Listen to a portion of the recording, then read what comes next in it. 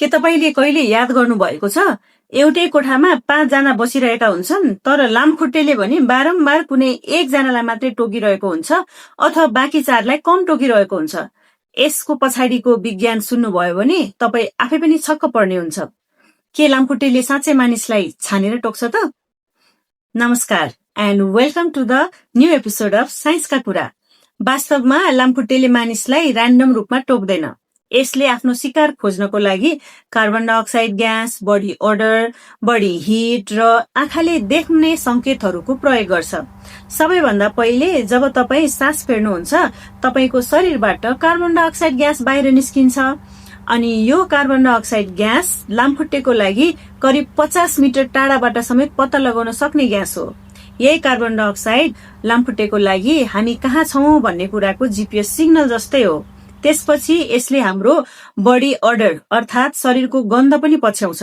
पसिनासँग निस्कने lactic acid, ammonia gas, uric acid र अन्य रसायनहरू केही मानिसमा बढी हुन्छन् जसले उनीहरूलाई लामखुट्टेको मनपर्ने होस्ट बनाउँछन्।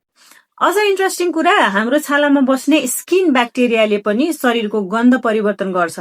केही प्रकारका ब्याक्टेरियाले यस्तो गन्ध बनाइदिन्छन् जुन लामखुट्टेलाई निकै मनपर्छ र लामखुट्टे यसबाट आकर्षित हुँदै हामीतर्फ आइपुग्छन्। यदि तपाई व्यायाम गरेर आउनु भएको छ वा शरीर तातो छ भने पनि लामखुट्टेले तपाईलाई अझ सजिलै भेटाउँछ किनकि लामखुट्टेले बडी हिट पनि महसुस गर्न सक्छ। अध्ययनहरूले अर्को एउटा इन्ट्रेस्टिङ कुरा के पनि देखाएका छन् भन्दा ब्लड ग्रुप ओ भएका मानिसलाई लामखुट्टेले धेरै टोक्ने सम्भावना देखिएको छ जबकि ब्लड ग्रुप ए लाई तुलनात्मक रूपमा कम टोक्ने सम्भावना देखिएको छ।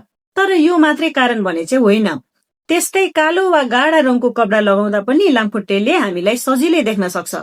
गर्भवती महिलाहरूले सामान्य भन्दा करिब 20% बढी कार्बन डाइअक्साइड बाहिर निकाल्ने र उनीहरूको शरीर पनि अलि न्यानो हुने भएकाले उनीहरू पनि लामखुट्टेको बढी निशानामा पर्न सक्छन्।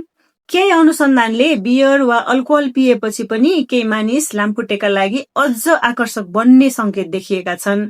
तर यसबारे अझै थप अध्ययनहरू भइरहेको छ।